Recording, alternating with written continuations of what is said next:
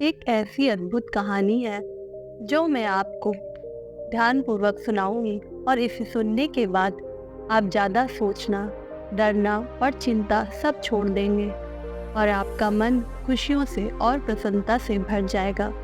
तो चलिए आज की कहानी की शुरुआत करते हैं। दोस्तों, एक समय की बात है। किसी नगरी में एक युवक रहता था। वह युवक अत्यंत दुखी था। वह बहुत निराश था। उसे यह समझ नहीं आ रहा था कि आखिर इस दुनिया में हर व्यक्ति अपने मतलब के लिए क्यों जीता है। उसे हर जगह हर कोई केवल स्वार्थी ही नजर आता है। वह हमेशा यही सोचता रहता है कि उससे कोई प्यार नहीं करता, उसकी कोई परवाह नहीं करता। सब उससे मतलब के लिए ही अपने संबंध रखते हैं। मतलब खत्म हो जाते ही सब उसे अपने आप से दूर कर देते हैं। दोस्तों, हमारे जीवन में भी कुछ ऐसा ही होता है। हम भी हमेशा किसी न किसी का साथ ढूंढते ही रहते हैं और जब हमें किसी का साथ नहीं मिल पाता तो हम अपने आप को अकेला महसूस करते हैं, कमज़ोर महसूस करते हैं। हमें लगता है कि इस दुनिया में हमारे जैसा कोई है ही नहीं, हमें कोई प्यार नहीं करता, हमारी कोई परवाह नहीं करता।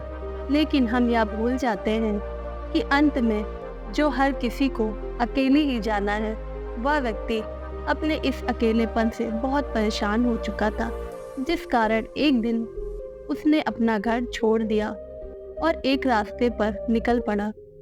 उसके मन में कई सारे विचार थे। उन विचारों में मगन होकर वह उस रास्ते पर आगे की ओर बढ़ ही रहा था। तभी उसे रास्ते में एक आश्रम दिखाई पड़ा। वह उस आश्रम की ओर आगे बढ़ा। तभी उसने देखा कि एक गुरु अपने शिष्यों को ध्यान करना सिखा रहे हैं और उन्हीं शिष्यों में से एक शिष्य ने अपने गुरु से कहा, गुरु, आखिर यह ध्यान क्या है और इस ध्यान को करने से हमें क्या लाभ। तभी वह गुरु कहते हैं, और इस ध्यान को करने से हमें क्या लाभ मिलता है।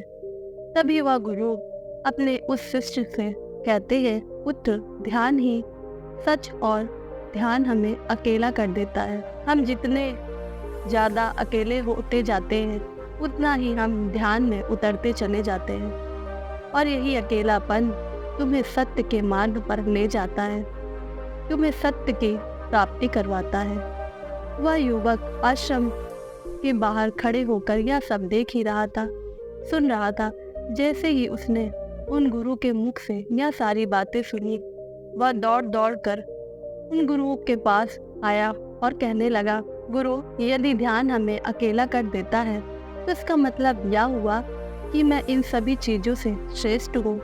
आप तो ध्यान का सहारा लेकर अकेले होते हैं, लेकिन मैं तो ऐसे ही अकेला हूँ। मेरा ऐसा कोई नहीं है जिसे मैं अपना कह सकूँ, जो मेरी परवाह करता हो, जो मेरा ख्याल रखता हो और जिसे मैं अपना कह सकूँ, जो मेरी परवाह करता हो, जो मेरा ख्याल रखता हो, और मैं अपनी राह पर अकेला ही चलता जा रहा हूँ।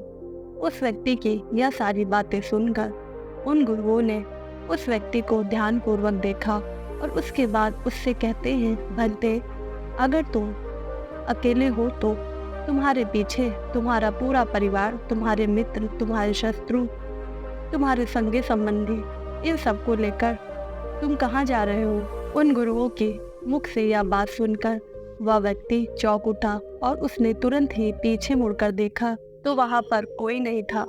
तभी वह उन गुरुओं से कहता है, हे गुरुवर, कौन है? मेरे पीछे कोई तो नहीं, ना मेरे परिवार वाले, ना मेरे मित्र और ना ही मेरे शत्रु और ना ही मेरे सगे संबंधी। मैं तो सबको पीछे छोड़ आया हूँ, क्योंकि कोई मुझे नहीं पूछता, कोई मेरी परवाह नहीं करता, कोई मेरा ख्याल तक नहीं रखता, यहाँ तक कि मेरी कोई आवाज़ तक नहीं सुनना चाहता। लेकिन जब किसी के ऊपर कोई समस्या आती तो वह मुझे अवश्य याद करता, पर बाकी समय पर वह मुझे पूछते तक नहीं। उन्हें यह तक खबर नहीं होती कि मैं किस हाल में हूँ, मैं जिंदा भी हूँ या नहीं। उन सबको इन सब चीज़ों से कोई फर्क नहीं पड़ता।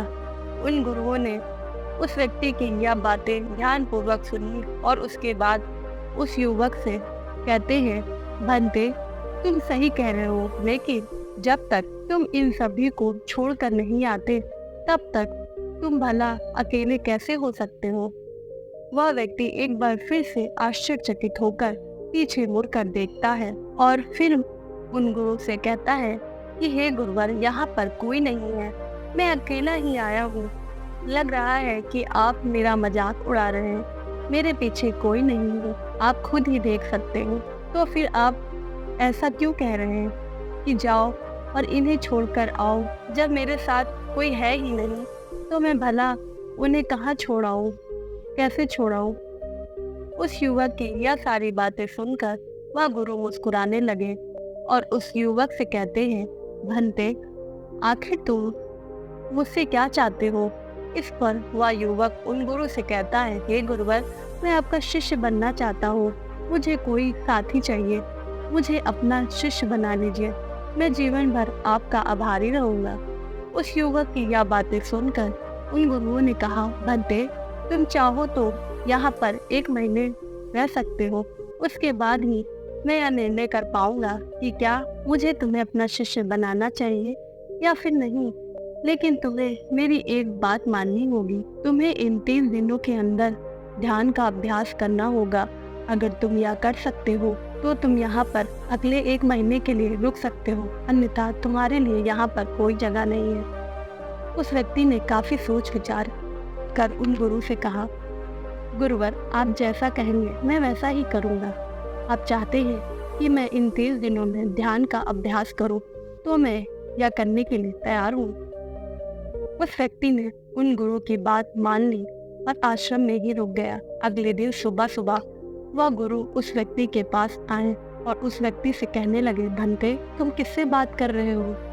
तुम्हारा ध्यान कहाँ है? इस पर वह व्यक्ति जवाब देते हुए कहता है, हे गुरुवर, मेरे साथ तो कोई नहीं है, मैं भला किससे बात करूँगा, मैं तो अकेला ही हूँ।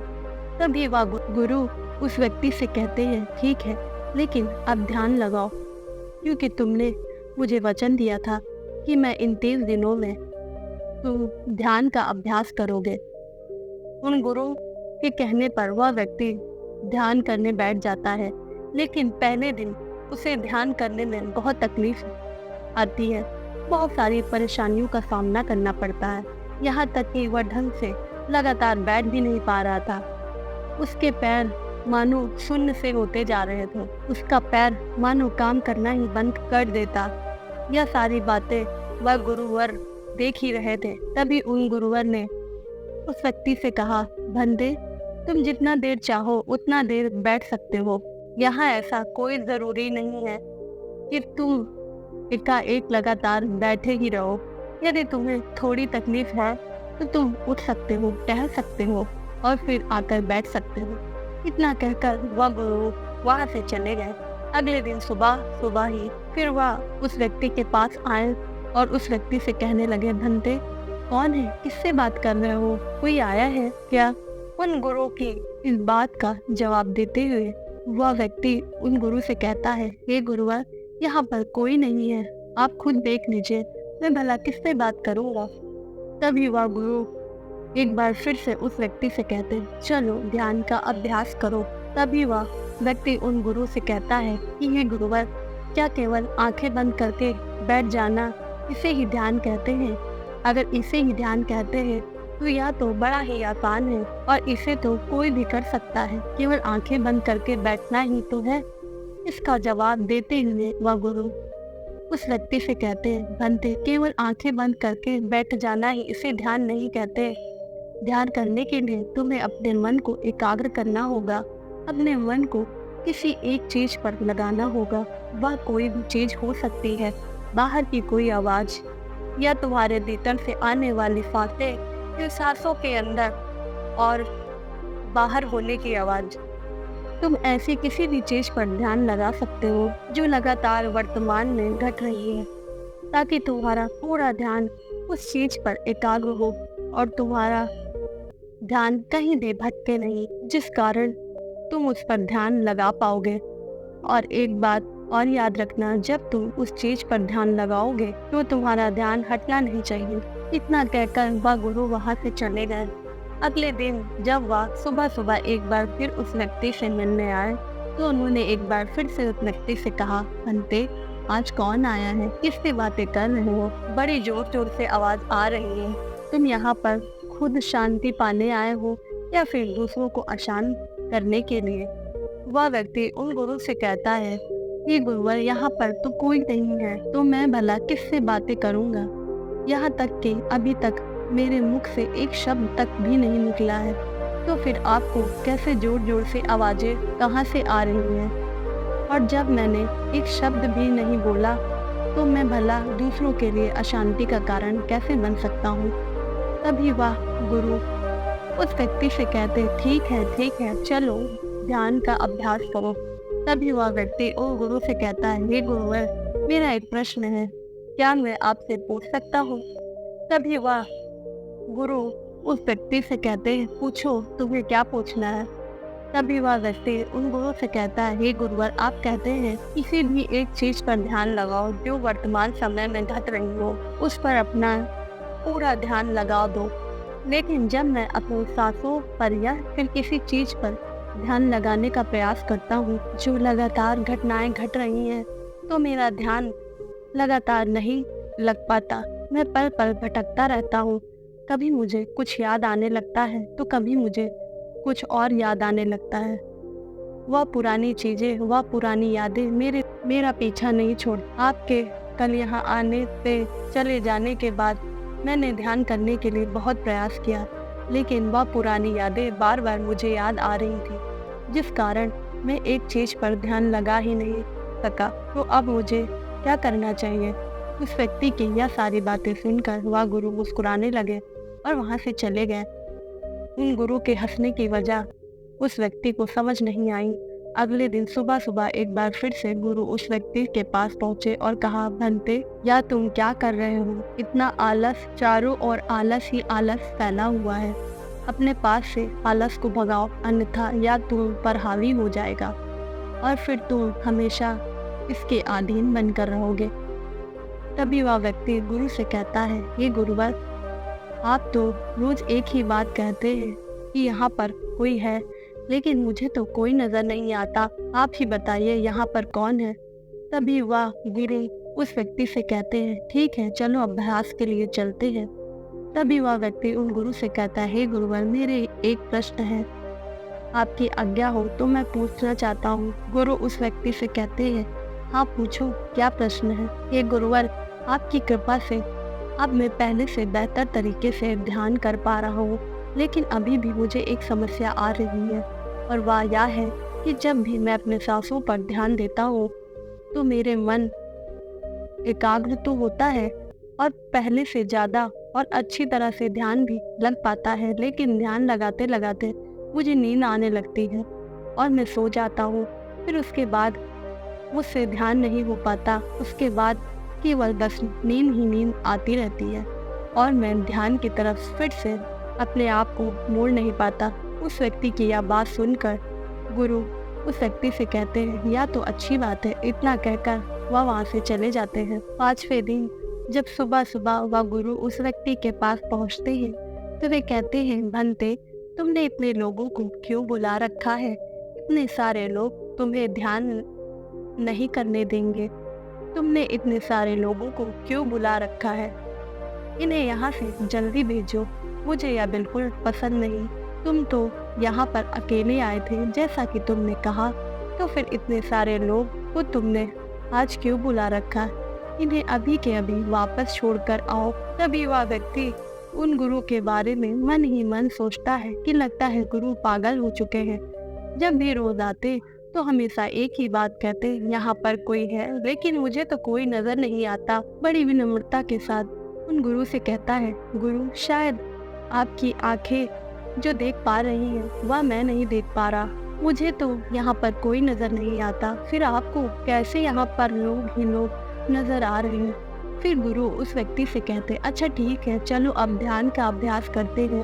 तभी वह व्यक्ति उस गुरु से कहता है कि हे गुरुवन, मुझे ध्यान के वक्त नींद आती थी, जैसा कि मैंने आपको बताया, उस पर तो मैंने नियंत्रण पा लिया है, लेकिन अब जब मैं ध्यान करने बैठता हूँ, किसी एक चीज पर अपना ध्यान केंद्रित करता हूँ, तो मेरे मन में विचारों का सैलाब होता है, मानो विचारों की बाढ़ आ चुकी हो। इतने विचार तो आँख खोलकर भी मैंने कभी नहीं देखे होंगे, जितना कि आंखें बंद करने के बाद मुझे नजर आते हैं। और इन विचारों में कुछ ऐसे विचार भी मेरे मन में आते हैं जिनके बारे में आज तक मैंने सोचा तक ही नहीं। मुझे इनके बारे में कुछ भी नहीं पता, यह सब क्यों हो रहा है। गुरु ने उस व्यक्ति की यह बात सुनकर उस व्यक्ति से कहते हैं, अच्छा ऐसा हो रहा है। इतना कहकर वह गुरु वापस चले गए। अगले दिन सुबह सुबह वह गुरु एक डंडा लेकर उस युवक के पास पहुंचे और एक डंडा जड़ते हुए उस युवक से कहते हैं, मैंने तुम्हें पहले ही कहा था, इतने सारे लोग मुझे पसंद नहीं, तुम्हें इन्हें छोड़कर आना चाहिए। आखिर तुम रोज रोज इन्हें क्यों ले आते हो? इतनी भीड़ इकट्ठा करके तुम्हें क्या लाभ मिलता है? आज के बाद यहाँ पर कोई आना नहीं चाहिए, इस बात का ख्याल रखना। यदि आज के बाद यहाँ पर कोई नजर आया तो तुम्हारे बकबक मुझे सुनाई पड़ी तो मैं तुरंत ही तुम्हें इस आश्रम से निकाल दूंगा। तभी वह व्यक्ति बड़ी विनम्रता से उन गुरु से कहता है, हे गुरुवर, मुझे तो यहाँ यार समझ नहीं आता कि मुझे कोई नजर नहीं आता, लेकिन आप रोज एक ही बात कहते हैं कि यहाँ पर मैंने भीड़ इकट्ठा कर रखी है। जिन लोगों को भी मैं लाया हूँ उन्हें मुझे छोड़कर आना होगा, लेकिन मैं आपसे हर रोज एक ही बात कह रहा हूँ कि मुझे कोई नजर नहीं आता, मुझे कोई यहाँ पर दिखाई नहीं पड़ता और ना ही मैं अपने मुख से एक भी शब्द निकालता हूँ, लेकिन फिर भी आप कहते हैं कि आपको लोगों की आवाज़ सुनाई पड़ रही है। तभी वह गुरु उस व्यक्ति से की बात का जवाब देते हुए कहते हैं, क्या तुम्हारे मित्र, तुम्हारे परिवार वाले, तुम्हारे सगे संबंधी, तुम्हारे शत्रु, तुम्हारी इच्छाएं, तुम्हारी वासनाएं, यह सब क्या तुमसे मिलने नहीं आते? वह व्यक्ति उन गुरु से कहता है, नहीं गुरुदेव, मुझसे कोई मिलने नहीं आता, मैं तो यहाँ पर अकेला ही आया हूँ, अभी भी मैं अकेला ही हूँ, मेरा कोई नहीं। तभी वह गुरु क्रोधित होकर उस व्यक्ति पर प्रहार करते हैं और कहते हैं, अभी बैठो, अभी ध्यान लगाओ, और यदि तुम्हारे ध्यान में कोई भी आता है तो मुझे बताओ। वह व्यक्ति उन गुरु की बात मान लेता है और तुरंत ही ध्यान करने बैठ ही जाता है। कुछ देर तक तो वह काफी शांत रहता है, लेकिन कुछ देर बाद ही वह उन गुरु से कहता है कि गुरुदेव, मेरा भाई मुझसे मिलने आया है, साथ ही मेरे पिताजी भी, दोनों बहुत दुखी हैं क्योंकि मैं उन्हें छोड़कर यहाँ तो चला आया हूँ। मेरे भाई की तबीयत भी कुछ ठीक नहीं लग रही, वह मुझे बुला रहे हैं। मेरे बड़े भाई की पत्नी अर्थात मेरी भाभी मेरे बड़े भाई के साथ अच्छा व्यवहार नहीं कर रही, और तो मेरी प्रेमिका भी आई हुई है। वह मुझसे पूछ रही है कि क्या तुम मुझसे शादी करोगे या फिर मैं किसी और से शादी कर लूं। वह भी बहुत दुखी नजर आ रही है, और इतना ही नहीं, मेरे कुछ मित्र भी पीछे खड़े हैं जिनसे मैंने कुछ कर्जे लिए थे। आज वह मुझसे अपना कर्जा मांगने आए हैं, मुझे धोखेबाज कह रहे हैं, मुझे अपशब्द बोल रहे हैं, और वह साथ में मेरे कुछ शत्रु भी आए हैं, लेकिन मेरे शत्रु मुझे मारना नहीं चाहते। वह तो यह कह रहे हैं कि तू तो पहले से ही मरा हुआ है, तुझे क्या मानना। इतना कहकर वह व्यक्ति कुछ देर के लिए शांत हो गया, लेकिन उसी के बाद फिर कुछ देर बाद एक बार फिर से उन गुरु से कहने लगा, हे गुरुदेव, अब मेरे पास एक बार घर है, इसे मैंने खरीदा है। मैं, मेरे पिताजी और मेरी माता, मेरा बड़ा भाई, मेरी भाभी, सभी इसमें बहुत ही मिलजुल कर रह रहे हैं। हम बहुत ही खुश हैं। मैं अब अपने मित्रों से अत्यधिक अमीर हूँ, मेरे पास बेशुमार धन और दौलत है, और तो मैंने अपनी प्रेमिका से शादी भी कर ली और इसका जश्न बना रहा हूँ। इतना कहकर वह व्यक्ति एक बार फिर से शांत हो गया। फिर कुछ देर बाद फिर से एक बार उन गुरु से कहता है, हे गुरुदेव, मुझे कोई मारने का प्रयास कर रहा है, लगातार वह मुझ पर प्रहार कर रहा है। मैं उसका चेहरा देखने का प्रयास कर रहा हूँ, लेकिन मुझे उसका चेहरा नजर नहीं आ रहा है। इतना कहते कहते वह उन गुरु से कहता है, हे गुरुदेव, यहाँ तो आप हैं जो मुझे मार रहे हैं, और यह भी कह रहे हैं कि इतनी भीड़ को लेकर क्यों आए हो और इन्हें लेकर यहाँ से चले जाओ। मेरे साथ तुम्हें अकेले ही रहना होगा। इतना कहकर वह व्यक्ति ध्यान से उठ खड़ा होता है और गुरु के चरणों पर गिर पड़ता है और उनसे कहने लगता है, हे गुरुदेव, आप सही कह रहे थे। आप तो हमेशा कहते हैं कि इस भीड़ को लेकर मैं कहाँ जा रहा हूँ। आप हमेशा कहते थे कि इन सब को छोड़ कर आओ, लेकिन मुझे कोई नजर नहीं आता था। लेकिन आज मैंने उन सबको देख लिया है जिन्हें मैं अपने साथ लेकर आया था, जिन्हें मैं अपने साथ लेकर घूम रहा था। हर कोई मेरे साथ ही है, मेरे पास है। लेकिन मैं यहाँ सोच रहा था कि आखिर मैं इतना बेचैन क्यों हूँ और मेरी बेचैनी की वजह क्या है। उस व्यक्ति की यह बातें सुनकर गुरु ने ध्यान पूर्वक सुनी। उसके बाद वह वहाँ से चुपचाप उठकर चले गए। उसके बाद से वह गुरु उसके पास कभी नहीं आए। लेकिन वह व्यक्ति हर रोज ध्यान का अभ्यास कर रहा था और पूरे 1 महीने बाद जब वह उस गुरु के पास पहुंचा तो उन गुरु से कहने लगा, गुरुदेव, जैसा कि आप कहते थे कि मैं हमेशा अपनी भीड़ को अपने साथ लेकर घूमता हूँ, आज मैंने उस भीड़ को विदा कर दिया है और अब मैं बिल्कुल अकेला हूँ। मेरे साथ कोई नहीं है, मेरे साथ आप भी नहीं है, यहाँ तक कि मैं खुद अपने साथ नहीं हूँ। मैं एक परम शांति महसूस कर रहा हूँ।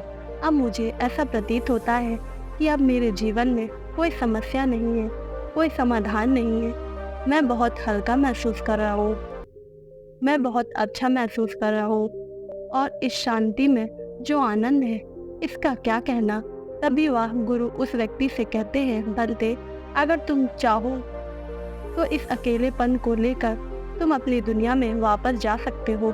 अब तुम उस संसार में वापस लौट जाओ।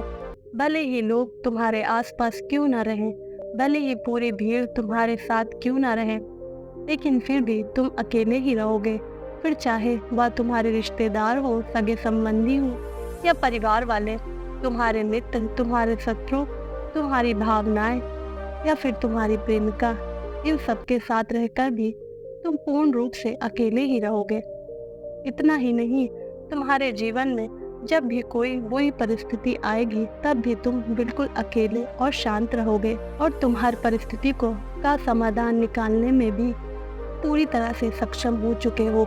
और यदि अब तुम चाहो तो मैं तुम्हें अपना शिष्य बना सकता हूँ, क्योंकि हो सकता है तुम्हें यह लग रहा है कि देर के या 23 दिन जो पूरे खत्म हो चुके हैं, लेकिन ध्यान का मार्ग अभी शुरू हुआ है। और याद रहे कि अभी तो बहुत कुछ सीखना जानना है, लेकिन कुछ रखना नहीं। यह मार्ग अभी शुरू हो रहा है और यह मार्ग अति लंबा है और इस मार्ग की शुरुआत शांति से होती है। तभी वह व्यक्ति उन गुरु को प्रणाम करता है और उनसे कहता है, हे गुरुदेव, मैं अपने घर वापस लौटना चाहता हूँ, अपने उस संसार में वापस जाना चाहता हूँ, ताकि मैं अपनी जिम्मेदारियों को निभा सकूँ और साथ ही इस मार्ग पर भी आगे बढ़ सकूँ, यदि आपकी आज्ञा हो। इतना कहकर वह व्यक्ति शांत हो गया। तभी वह गुरु मुस्कुराने लगे और उस व्यक्ति से कहते हैं, भंते, मन शांत हो तो सब हो सकता है। तुम संसार में रहकर भी अकेले रह सकते हो, लेकिन एक बात याद रखना, हमें सीखना बहुत कुछ, सीखना जानना बहुत कुछ, लेकिन हमें सीखना बहुत कुछ है, जानना बहुत कुछ है, लेकिन याद रखना कुछ भी नहीं। अब तुम जा सकते हो, तुम्हारा कल्याण हो। दोस्तों, आपको कहानी कैसी लगी हमें कमेंट करके बताएं और हमारी वीडियो को लाइक करें और चैनल को सब्सक्राइब करना ना भूलें। फिर मिलती हूँ अगली कहानी पर। तब तक के लिए खुश रहिए, मस्त रहिए।